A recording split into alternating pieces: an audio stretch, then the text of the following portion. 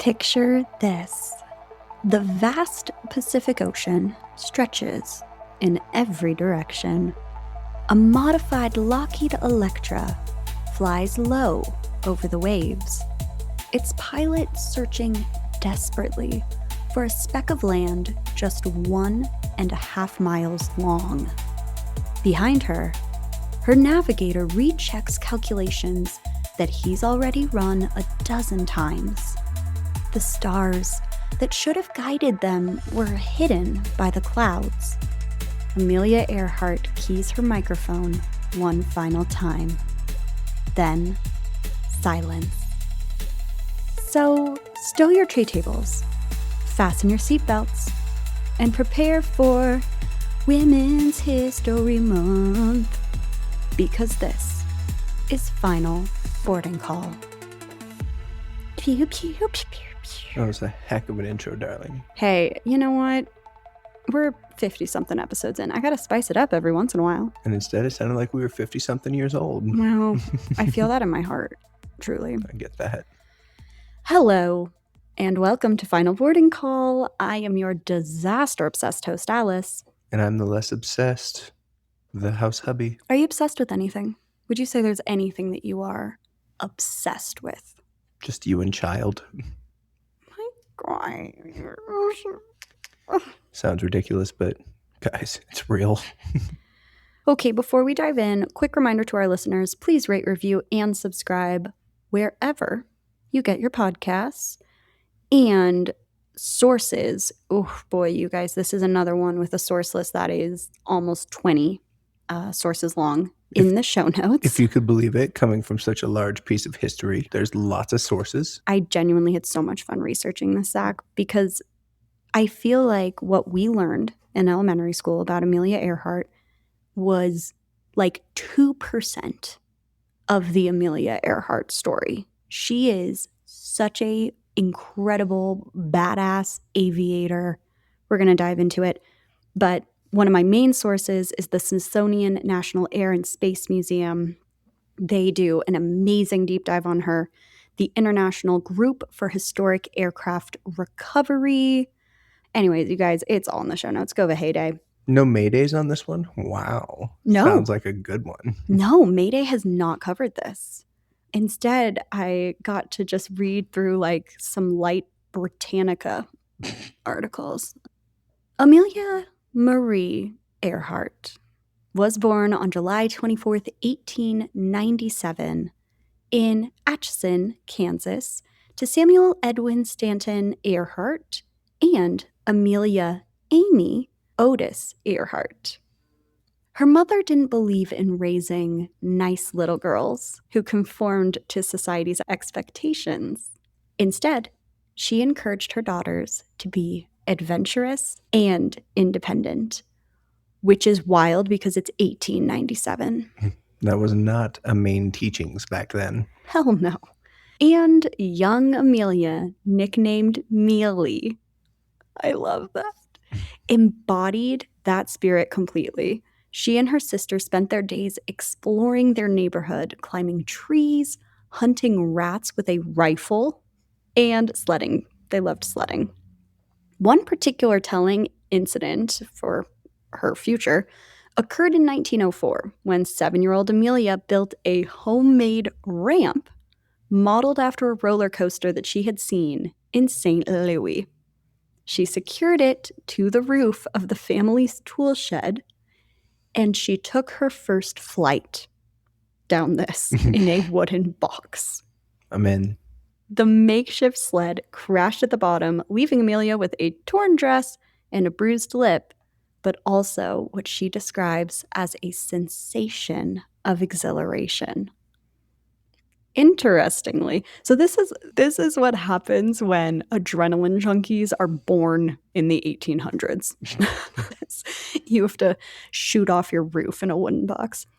When Amelia saw her first aircraft in the Iowa State Fair in 1908, she really wasn't that captivated. Like, a thing. Yeah. When her father suggested they take a flight, 10-year-old Amelia looked at the rickety biplane and asked if they could go back to the merry-go-round.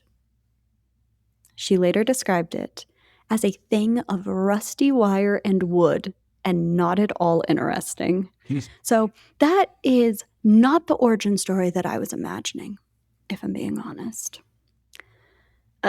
Throughout her teenage years, Amelia maintained a scrapbook of newspaper clippings about successful women in male-dominated fields. See, and that sounds like an origin story that would make sense. She may not have cared about planes, but she did care about beating the boys. I love her. So, specifically, these newspapers covered incredible women who were doctors, lawyers, film directors, engineers. Zach's having a big sippy of water. And even then, she was drawn to stories of women who defied expectations and forged their own paths. Her childhood wasn't all adventure, though. Her father struggled with alcoholism, and it led them to financial difficulties and frequent moves. After her grandmother's death in 1914, the family was forced to auction off their home and possessions. And Amelia later described this as the end of her childhood.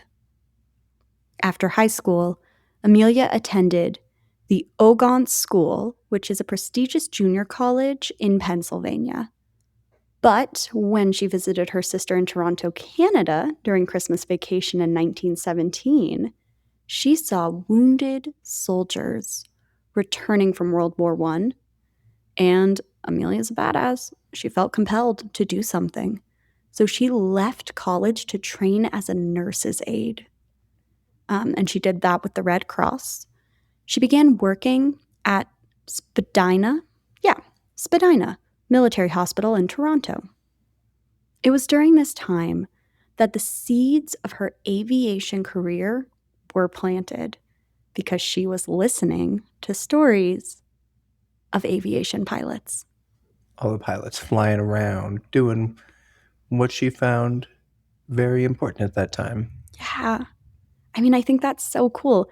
And she had kind of this front row seat to watch the planes take off and land at nearby fields, too. So she was like right in the heart of it.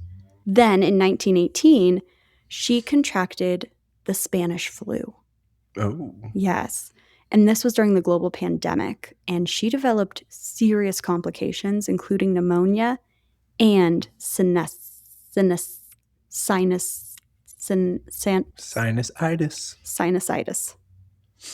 It's what a weird word.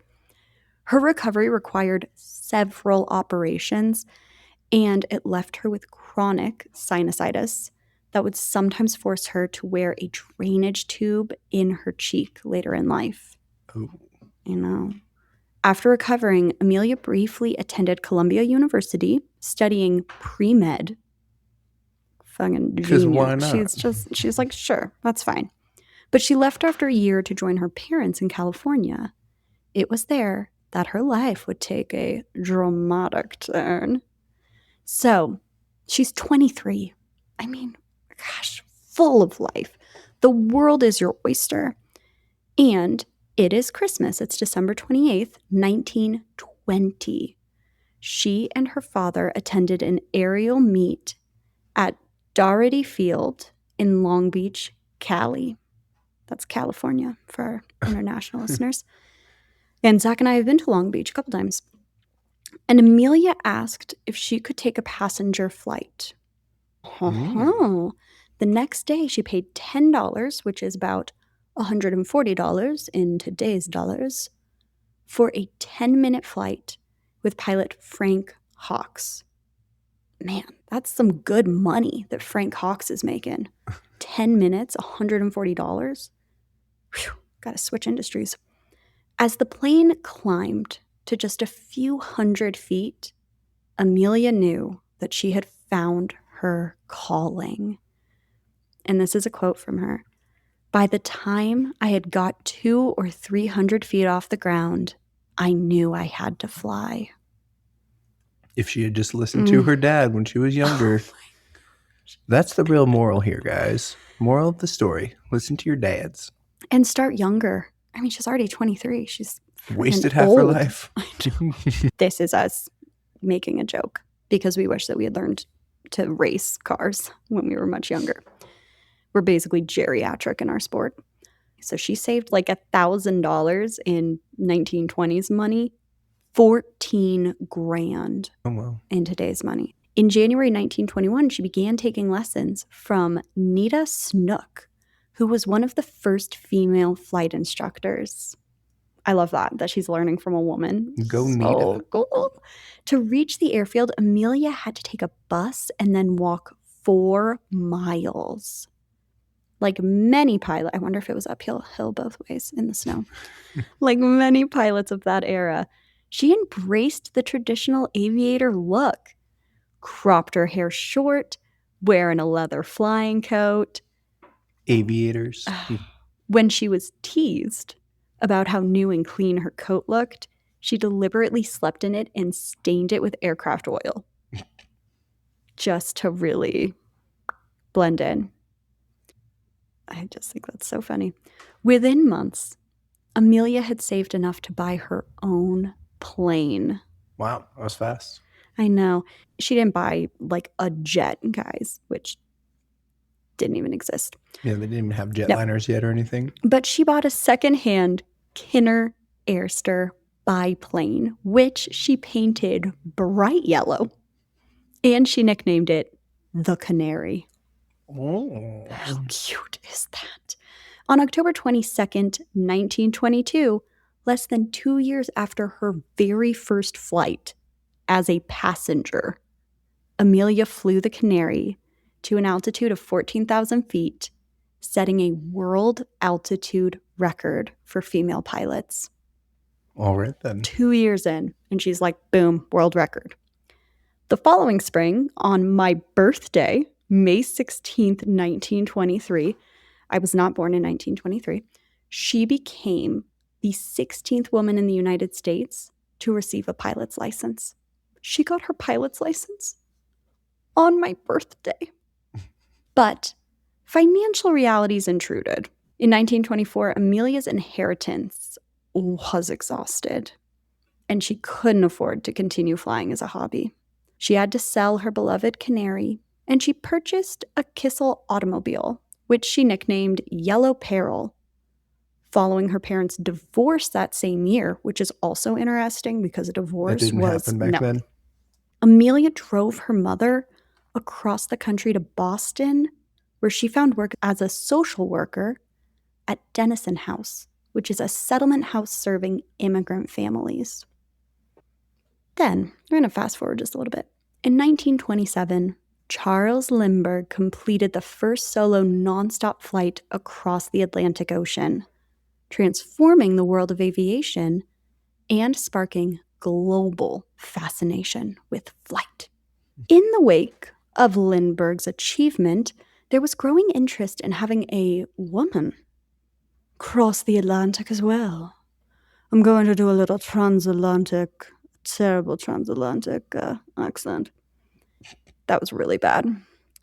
Do not tell my theater teachers. Might have been insulting. I used to be such a good actress. What happened? In April of 1928, Amelia received a life-changing phone call asking, Amelia, would you like to fly the Atlantic? And the answer was yes, but there was a catch. She wouldn't be piloting the plane. She said, nah. She was literally asked to be a passenger princess. Accompanying pilots Wilmer Schultz and Lewis Gordon. On June 17th, 1928, they departed from Trepassey Harbor, Newfoundland, and after approximately 20 hours and 40 minutes, they landed at Buryport, Wales. And Amelia had become the first woman to cross the Atlantic by air, but only sitting in the backseat. Yeah. She was not thrilled. No, don't worry. She'll get redemption. Although Schultz had done all the flying, the press latched onto Amelia's story, dubbing her Lady Lindy. When the team returned to the United States, they were greeted with a ticker tape parade in New York City and a reception at the White House. Amelia later expressed frustration about her limited role. That was my guess. Her being the way she is and the way she was raised. And she's like, yeah, don't throw me a party because I'm pissed. She really was. So this is a quote from her. She said, Stoltz did all the flying. Had to. I was just baggage like a sack of potatoes. Following her transatlantic flight, Amelia's celebrity status skyrocketed. With the help of publisher George Putnam, who would later become her husband, she wrote a book, embarked on lecture tours, and began writing for Cosmopolitan magazine as an aviation editor. Cosmo, hey, message me. I could do this for you. But, Zach, Amelia wanted to be known for her flying. For her work. For her work. In many respects. Yes. She was very unhappy being a sack of potatoes. In August 1928, she became the first woman to fly solo across North America and back. So there we go. We're dipping a toe in the big flight water. The following year, she participated in the first Women's Air Derby. What is a derby for the air? Oh, yes. Flying from Santa Monica, California to Cleveland, Ohio. So I'm guessing it's just a derby, but it's in the air. I love it. The press nicknamed it the Powder Puff Derby. Hate that. Hate it. But there was really nothing powder puff about it. The 9-day race was plagued by what many suspected was actual sabotage, deliberate sabotage. One pilot, Claire Fay, had to withdraw when inspectors discovered her wing wires had been eaten through with acid. Oops, that was accidental. Yeah. Mm-hmm. I dropped my child in a vial of toxic waste, and now she's a superhero. It's just crazy. Another pilot, Blanche Noyes, discovered her plane was on fire mid-flight. After an emergency landing, she found a smoldering cigarette butt in her luggage, despite the fact that she didn't smoke. Amelia finished in 3rd place, but what mattered was that she had gotten there. I mean, especially when all kinds of crazy stuff is happening. At one stop in Arizona, she landed on a very rough sandy strip that caused other planes to nose over or crash. Her ability to handle the heavy Lockheed Vega on improvised dirt runways while suffering through heat and exhaustion demonstrated exactly why she belonged in the top of the field. Yeah, you got to think there's no comfortable AC built into these planes. How many entrants were there, does it say, in this competition? There were 20 women who entered. There were only 14 to 15 women who actually successfully completed the course within the 9-day time frame. Well, sounds ridiculous, but in my head, I have to assume that the ones that didn't, that they were thinking was sabotage, were probably women that turned down other pilots. Sexually. Oh, like a sexually based motive? I think it's just blatant sexism. In that time, men weren't used to being told no anyway, so if they decided, hey, this girl's doing something, I want to be part of her life all of a sudden because she's pretty, and they're like, I'm kind of doing my own thing, leave me alone. We can't prove that is what it was, but I'm sure that you are probably right, at least a little bit. In 1929, Amelia was instrumental in forming the 99s, which is an international organization of licensed women pilots. The name came from the 99 charter members, and Amelia served as the first president. Does she remind you of anyone? I'm not playing this game. I want to be related to her so bad because I feel this intense connection. The organization actually still exists today with thousands of women worldwide. Throughout this period, Amelia's relationship with George Putnam had evolved from professional to personal. And Putnam proposed 6 times. Before she said yes? Correct. Hilarious. He was a determined man. They married on February 7th, 1931, but it was a marriage that defied conventions because Amelia referred to their union as a partnership with dual control. She kept her own name, which was a big deal back then. For some of us, it's still a big deal today. Was it a big deal to you? No, it was a big deal to you. It was a big deal that I wanted to keep my name, absolutely. I earned that name. Nobody earns their name. They're born into it. Yeah. It's my birthright. Putnam was more than just Amelia's husband. He was a very good publicist, and he viewed Amelia as what we would refer to today as a brand. Smart. He managed every aspect of her public persona, from her lecture tours to her product endorsements. Some historians argue that he pushed her toward increasingly dangerous flights to maintain her reputation and financial viability. He turned her celebrity into a business, using flight earnings to fund even riskier adventures. Others point to their partnership as genuinely supportive, if a little unconventional. Putnam provided the media machine that allowed her to fly, but the ambition to be at the controls was always hers. With her increasingly established reputation and her growing confidence, Amelia was ready to take on her greatest challenge yet. What was the thing that she always wanted to do? Transatlantic. A solo flight across the Atlantic Ocean. So, it's May 20th, anniversary of Lindbergh's historic transatlantic flight. It was also the day Amelia Earhart chose to attempt her own solo crossing of the Atlantic Ocean, which is something that no woman had ever accomplished. At 34 years old, Amelia departed from Harbor Grace, Newfoundland, in her single-engine Lockheed Vega 5B. Her plan was to fly to Paris, just like Lindbergh had done. The Vega was an ideal aircraft for this journey, a high-wing monoplane with a wooden frame covered in plywood, making it both light and strong. Amelia had fitted it with extra fuel tanks to extend its range, and it was powered by a Pratt & Whitney Wasp engine, capable of generating 450 horsepower. And back then, that was huge. That was Because they're big damn. engines in the cars. Those things were making like 84 I know. horsepower.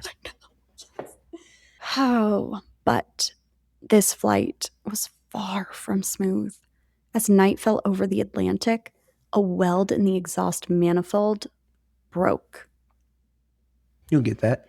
This was not just a puff of smoke, it was a steady stream of bright blue-white flames licking out from the side of the engine, cowling directly in her line of sight. In the pitch darkness of the storm, these flames were blinding, destroying her night vision. Then she began to smell raw gasoline.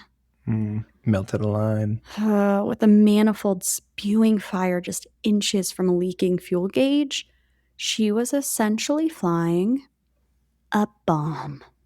The vibration from the broken manifold caused her altimeter to spin wildly, then fail completely. Without knowing her altitude, she flew into a heavy storm where ice built up rapidly on the wings. The additional weight became so heavy that the Vega went into an uncontrollable 3,000-foot plunge.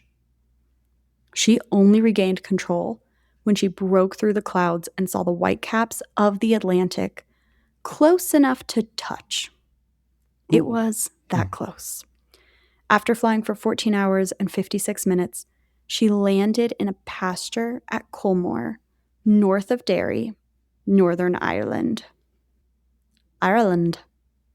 She had originally intended to reach Paris, but diverted due to the weather and her mechanical issues. And though she hadn't made it to Paris as planned, she was the first woman who flew nonstop across the Atlantic. Yeah. And she did it By in herself. very sketchy situations. She was also the first person ever to cross the Atlantic twice by air. Mm-mm. Once as a sack of potatoes and once as a pilot. There you go. How many of those men had done it as a sack of potatoes? No.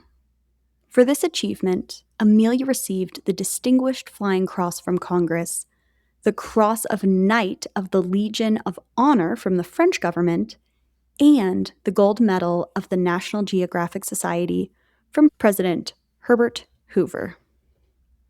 In the years that followed, Earhart continued to set records and push boundaries. On January 11, 1935, she became the first aviator to fly solo from Honolulu, Hawaii to Oakland, California. Okay. Which is a distance of over 2,400 miles. Yeah, and at that time it was probably a 10-plus hour flight. Yes, but calling this flight an achievement, and us casually downplaying it because this is such a common flight nowadays. Yeah. 10 pilots had died attempting this flight. Wow. Prior to Amelia doing it. 10. Just weeks before her takeoff, Australian aviator Charles Ulm vanished without a trace. Just into the ocean. Critics and Navy officials openly lobbied against her attempt, calling it suicidal. The route was a dead zone. It was 2,400 miles of open Pacific with no landmarks. There were no places to land, and if her engine failed with the massive fuel load that she was carrying, the plane would drop like a stone. That sounds right. For 18 hours and 16 minutes, she fought through what she called a soupy wall of tropical clouds, flying blind on instruments alone. She relaxed by listening to the Metropolitan Opera broadcast from New York.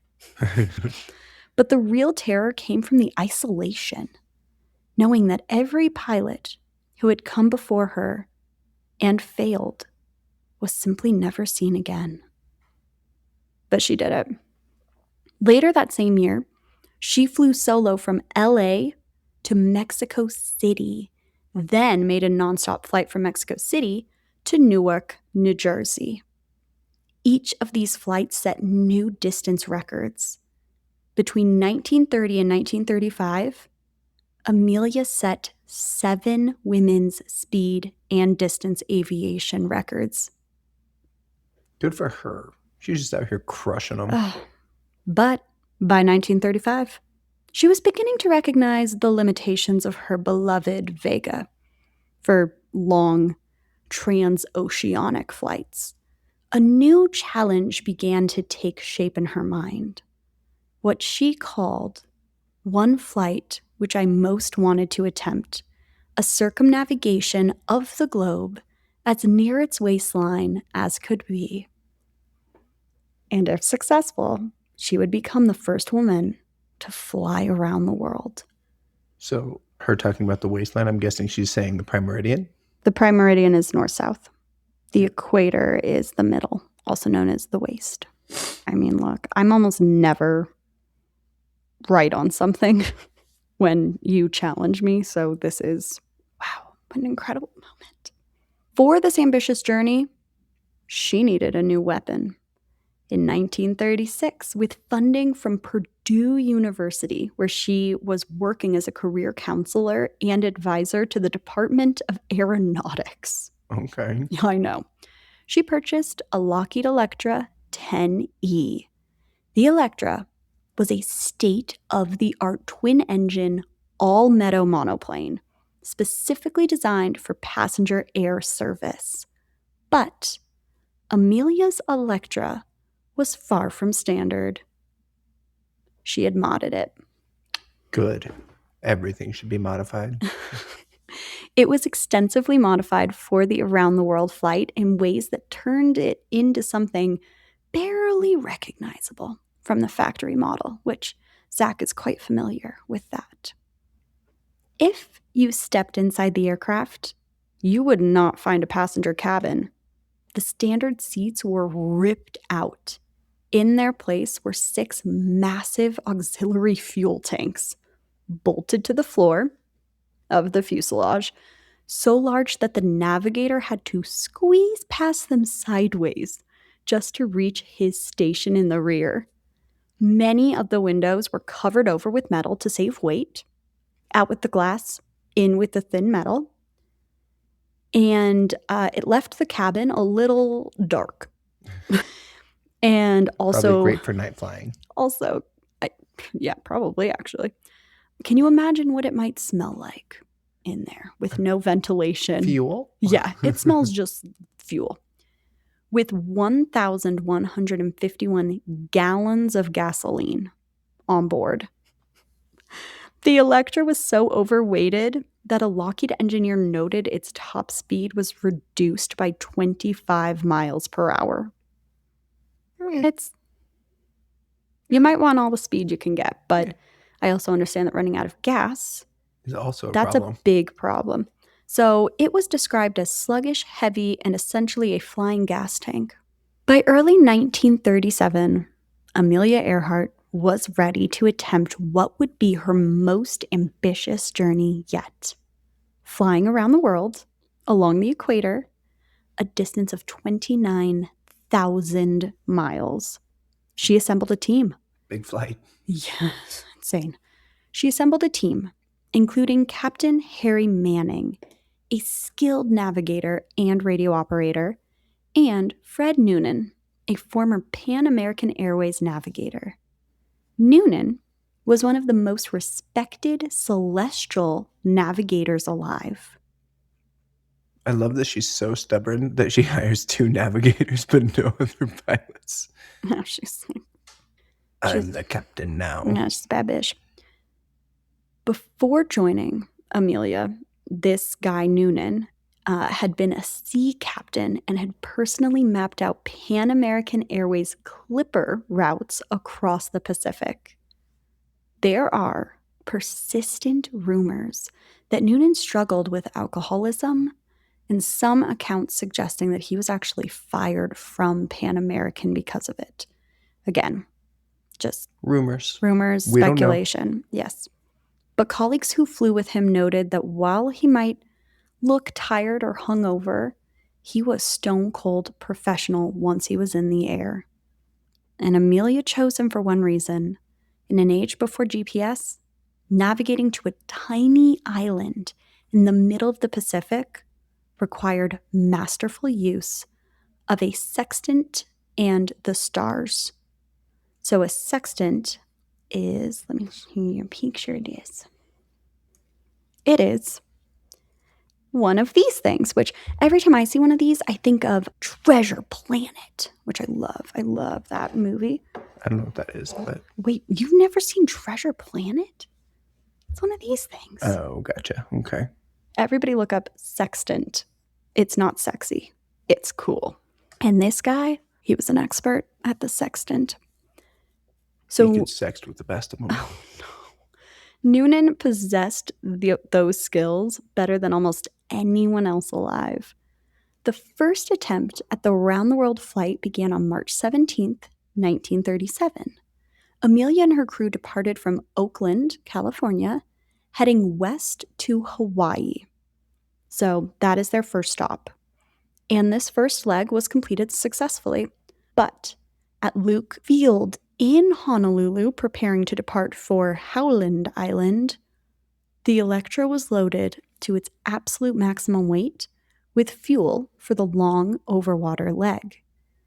Every inch of that relatively short Navy-controlled runway would be needed to even reach takeoff speed. As Amelia accelerated down the runway, the plane suddenly began pulling to the right. What happened next is still debated. Amelia told the press a tire blew out, causing the sudden drag. Some investigators believe the right shock strut on the landing gear collapsed under the weight, dropping the wing and pivoting the aircraft. Others pointed to the Electra itself. It was a tail dragger with a narrow landing gear, famously difficult to keep straight during high-speed takeoffs, and arguing that Amelia may have overcorrected for a slight drift. Whatever the cause, the Electra ground looped, which is a violent uncontrolled horizontal spin on the ground. The right landing gear collapsed, both propellers chewed into the runway surface, and the plane skidded on its belly in a shower of sparks. The round-the-world attempt was over before the second leg had even begun. Fortunately, no one was injured, so that's a win. Yep. But the Electra was severely damaged, and it actually had to be shipped back to Lockheed factory in California for $25,000 worth of repairs.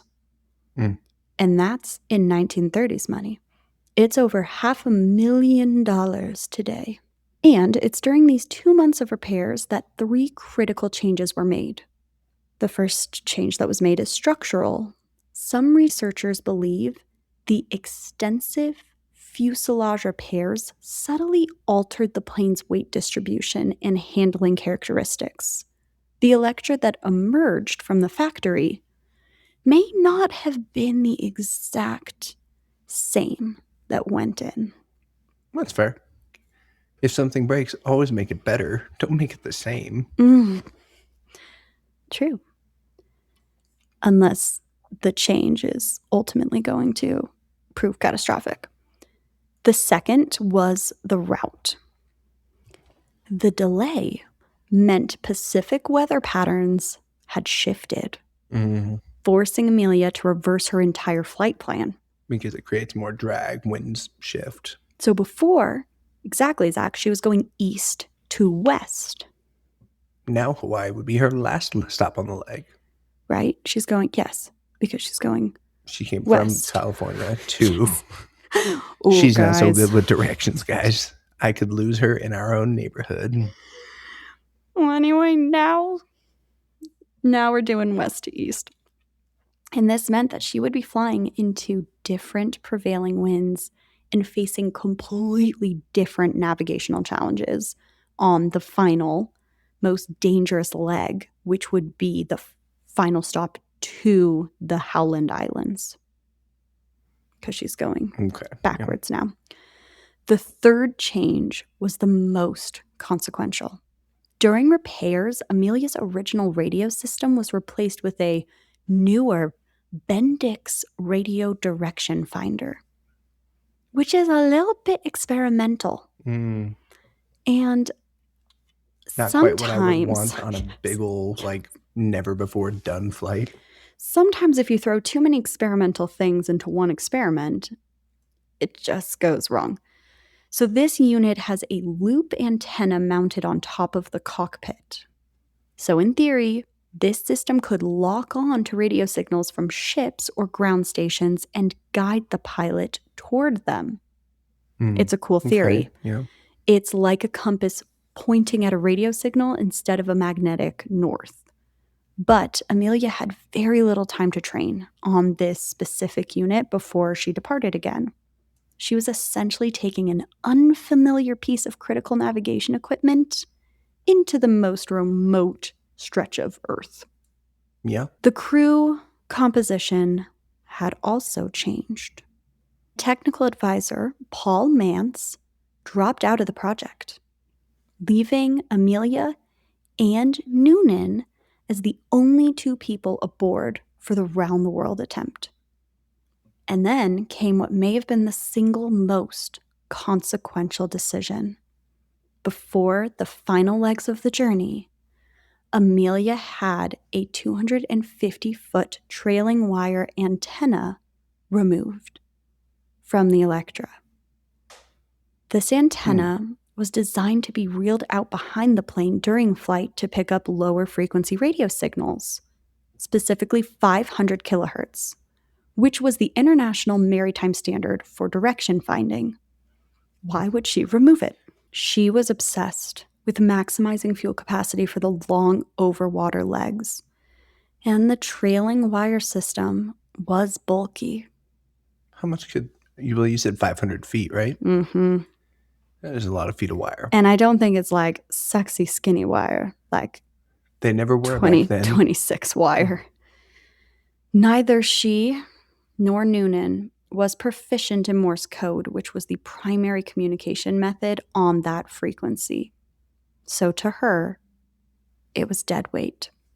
She had stripped her plane of the hardware needed for the very technology she was counting on to find a 1.5-mile wide island in the middle of the Pacific Ocean.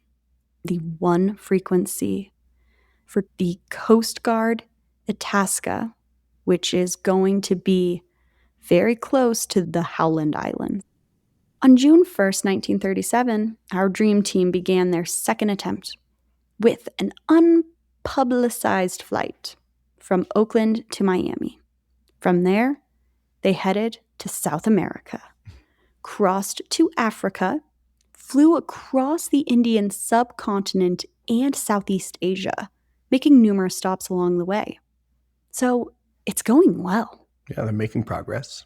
By June 29th, 1937, they had reached Lae, New Guinea. They have completed, get this, Zach, 22,000 miles. Yeah, they're 80%. Wow.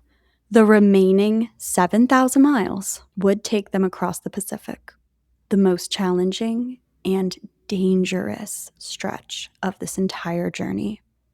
The next leg would be from Lae, New Guinea, to Howland Island, 2,556 miles of open ocean, one of the longest stretches of the journey. To assist them, however, the United States Coast Guard had stationed the cutter Itasca, remember the ship, near Howland.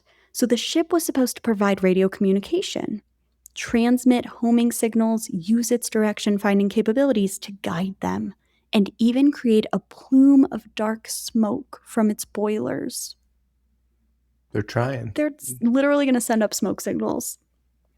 And this is a solid plan, but it relied on radio equipment that Amelia had Removed. partially removed. And then the other radio equipment she was like barely trained on. On July 2nd, 1937, at approximately 10 a.m. local time, our team prepared to depart Lae Airfield. The Electra was gorged with fuel, approximately 1,100 gallons, which would theoretically give them enough range to reach Howland with a reserve, which is good. You always want extra. The planned flight time was 18 hours. The takeoff itself may have sealed their fate. All right, what You happened ready? on takeoff? The Electra, massively overloaded, lumbered down Lae's rough grass runway. Observers on the ground watched the heavy aircraft struggle into the air and reported seeing something fall from the plane or drag along the ground during the bumpy takeoff. Evidence strongly suggests that the Electra's belly-mounted receiving antenna was ripped off during this departure. All right, one more mode of communication down. This antenna was separate from the trailing wire that she'd already removed and separate from the loop antenna on top of the cockpit. That she barely knew how to use. But it was the antenna that allowed her to hear incoming radio transmissions. Ja. Less than ideal. Oh, boy. So she could still transmit her voice. The Itasca would be able to hear her, but she very likely would not be able to hear any responses back. And she doesn't know that. Nope. She has no idea. For the first several hours, the flight proceeded normally. At 5:18 p.m. Lae time, Amelia reported being on course at 7,000 feet altitude and about 671 miles from Lae. This would be the last confirmed position report with clear coordinates.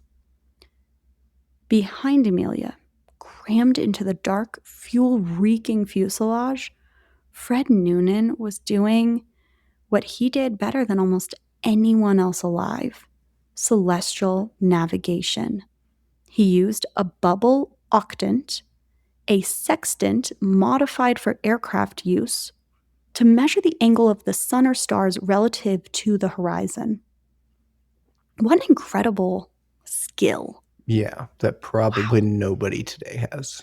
Oh, no. Zach and I watched a really cool documentary when we were in Hawaii about wayfinding and all of this, being able to get any sort of context of where you are using stars, sun, horizon Angles. lines. It's crazy. So anyway, he's doing this because he's amazing. And from those measurements, combined with the exact time from his chronometer, he could calculate their position. But celestial navigation has a critical flaw. Zach, what would that be? Critical flaw for it? Yeah. Yeah, what's a challenge you could imagine happening? Seeing a patch of sky that looks similar to a different one? That's a really good guess because that's my issue. You have to be able to see the sky. Oh, clouds. And as the Electra flew deeper into the Pacific night, Amelia reported very cloudy and overcast conditions. If Noonan couldn't see the stars through the small navigation hatch, he was blind. Yeah. He'd be forced to fall back on dead reckoning. Just kind of guessing. Hope they got enough reserves to fly straight past it. Yeah. And over the Pacific, where winds shift constantly and unpredictably, dead reckoning errors compound rapidly. After hundreds of miles of guesswork, I mean, you could be off by A lot. a lot. And there was another hidden problem. Celestial navigation depends on knowing the exact time. A mistake of just 4 seconds translates to a 1-mile error off the ground. Wow. What?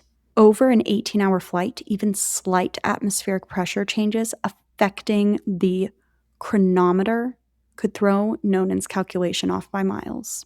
So, we've got a couple things working against us. To this guy's credit, he has successfully gotten them most of the way around the world. Yeah. So, it's only getting hard now because the weather is really not favoring them. The plan had always been for Noonan to get them close with celestial navigation, and then for the Bendix radio, direction finder, to pull them the final miles to the island, right? That is the thing with it. That's the purpose. It is a compass, radio compass. Stars for the long haul, radio for the last mile. But the radio equipment that was supposed to be their safety net was already compromised. One piece was removed, and another was likely destroyed on takeoff, and the third was a system that Amelia, to all of her badassery, didn't know. She didn't know. As dawn broke over the Pacific on July 2nd, the Electra should have been approaching Howland Island. The Itasca was standing by, its radio operators listening intensely. At 2:45 local time, they picked up Amelia's voice. She was close. It was faint, but she was reporting overcast conditions, and they tried to report. She couldn't hear. She couldn't hear them. And here is where another failure compounded the crisis. The Itasca was operating on a naval time zone, while Amelia was using Greenwich Civil Time, creating a half-hour discrepancy in their communication schedule. They were literally not on the same clock. On top of that, there was confusion about which radio frequencies each party should be using. The Itasca direction finding equipment couldn't tune to Amelia's transmitting frequency, meaning that even when they could hear her voice clearly, they couldn't use that signal to determine which direction she was coming from. Oh, jeez. At 6:14 local time, the Itasca's operators heard Amelia's voice come through strong and clear. "We must be on you, but we cannot see you. Fuel is running low." The Itasca's crew was burning diesel in its boilers, sending up columns of black smoke. Their visual signal, they were transmitting continuously, desperately. At 7:42 a.m., Amelia transmitted what would become her most haunting message. "We are on the line 157337. Noonan had managed to take at least one sun sight as dawn broke. giving him a line of position, a northwest-southeast line that should intersect with Howland Island. This was his last piece of celestial data. It told them that they were somewhere on that line, but it didn't tell them where. They could have been 10 miles north, 50 miles south, or right on top of it. Without the radio direction finder to narrow it down, Noonan's line was a 300-mile-long corridor with a 1.5-mile target. Yeah, that's a tough one there. And then silence. No further confirmed transmissions were received from Amelia's plane. The Itasca began searching immediately, but found nothing. So that is a heavy end to this story. We are going to talk about some of the theories. I do find the theories to be fascinating, and I know you love a good theory. The disappearance of Amelia Earhart and Fred Noonan triggered the largest and most expensive search and rescue operation in U.S. history up to that time. President Roosevelt authorized a search involving 66 aircraft. Wow. 9 ships as well. And it cost approximately $4 million, which would be $75 million today. It covered 250,000 square miles of ocean. After 17 days, the search was called off. There was no trace of Amelia, of Noonan, or of the Electra, and there has not been a trace found since. In the more than 85 years since, numerous theories have been proposed to explain what happened. The simplest and the one that most people agree on is that they obviously could not locate Howland Island. They ran out of fuel and they were forced to ditch in the Pacific. Guinea pigs. Sounded crazy loud. I know. The Electra was not designed for water landings, and it would have sunk very quickly. Especially with the modifications. Oh, yeah. Yeah. It is likely that this plane is 16,000 feet below the ocean surface. Naval aviation expert Elgin Long spent decades analyzing the flight and concluding that they ran out of fuel approximately 35 to 100 miles northwest of Howland Island. One of the most extensively researched alternatives is the Nikumaroro theory. The International Group for Historic Aircraft Recovery, which is one of my sources, suggests that after failing to find Howland, they followed their contingency plan and flew along that 157 to 337 line, about 350 miles southeast. That line intersects with Gardner Island, now called Nikumaroro, which is a small uninhabited atoll that would have been visible from the air and offered a flat reef suitable for an emergency landing at low tide. Okay. I mean, it's kind of wild. They being the Tigar, they have conducted numerous expeditions and claims to have found artifacts from the 1930s, including a piece of aluminum that might match a patch installed on the Electra and plexiglass matching its window dimensions. In 1940, a British colonial officer found human bones on the island, along with a sextant box and the remains of what might have been a woman's shoe. Wow. The bones were originally determined to be male, but a 2018 reanalysis by forensic anthropologist Richard Jantz found that they were more consistent with Amelia's measurements than with 99% of the reference population. Oh. Yeah. Not just like, oh, this could be a woman. So it sounds like it's not much theory. It sounds like they did eventually find something. They just couldn't conclusively call it that. If this theory is correct, It means that they survived the landing, but they eventually perished from lack of food and water on a harsh, waterless island. Probably worse. Yeah. There are enormous coconut crabs on this island, which, another fun thing that we're going to look at.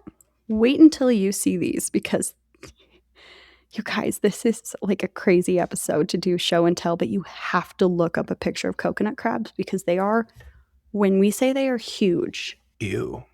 these suckers are freaking gigantoid.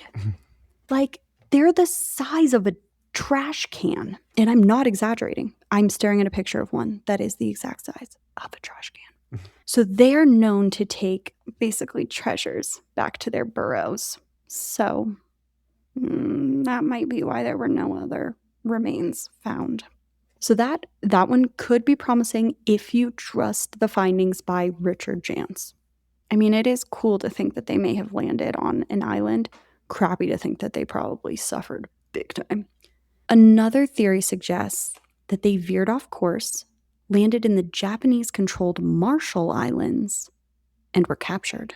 This gained attention in 2017 when the History Channel aired a documentary, which is one of our sources in the show notes, aired a documentary featuring a photograph allegedly showing Amelia and Noonan in the Marshall Islands. However, researchers quickly discovered the photograph had been published in a Japanese travel book in 1935. Yeah. More recently, in January 2024, this is brand new, hot off the press, Deep Sea Vision, a marine robotics company, released sonar images of what they claimed could be the Electra on the ocean floor about 100 miles from Howland Island at a depth of 16,000 feet. After further investigation, it was not the plane. It was a volcanic rock formation, which was yet another disappointment in this story. The reality, Zach, is that we may never know what happened. I hope that someday we do have definitive ending to this. What we do know is that Amelia Earhart was legally declared dead on January 5th, 1939. Focusing solely on how Amelia's story ended, in my opinion, risks overshadowing what made her extraordinary in the first place. She wasn't just a pilot who happened to be female. She was a boundary breaker who used her fame deliberately to challenge the limitations placed on women. At a time when women were expected to prioritize domestic life, Domestic lives, be married, have children. She chose the sky. She advocated for women's rights, designed practical clothing for active women, married on her own very unconventional terms, and she consistently used her platform to encourage women to pursue careers in male-dominated fields. During World War II, over 1,000 women served as women Air Force service pilots, testing planes and training pilots, directly following the path that Amelia had helped forge. Today, organizations like the 99s continue her legacy. She was never reckless. She prepared meticulously for her flights, and I really want to emphasize that. However, she also understood the risk and the danger of what she was doing, but she believed it was worthwhile. Yeah, it was still her passion project. This was 100%. A big thing that she wanted to accomplish. She vanished while attempting something unprecedented, pushing the boundaries of what was possible. In that way, her final flight perfectly encapsulates the way she lived her entire life. In both her remarkable achievements and the mysterious end, Amelia Earhart left behind not just an aviation mystery, but a legacy of courage that continues to resonate across the decades. And that's our story for today. It's a whole lot of information that I never, at least don't recall, ever having on her story. I know I didn't. She was definitely, she was doing the thing. And I can't fault her at all.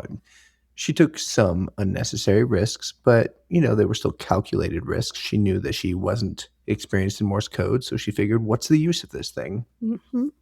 And Exactly. it was still a heck of a feat to make it as far as she did. She's a total badass. If you enjoyed this episode, please rate, review, and subscribe wherever you get your podcasts. Please tell a friend. And if you review or leave a positive comment, go ahead and email us your address at finalboardingcallpodcast@gmail.com. We'll shoot you a couple stickers. And join us next time when we'll be exploring another transportation disaster story. Until then, remember to stow your tray tables, fasten your seatbelts, and prepare for the unexpected, because not every trip reaches its final destination. Goodbye. Goodbye.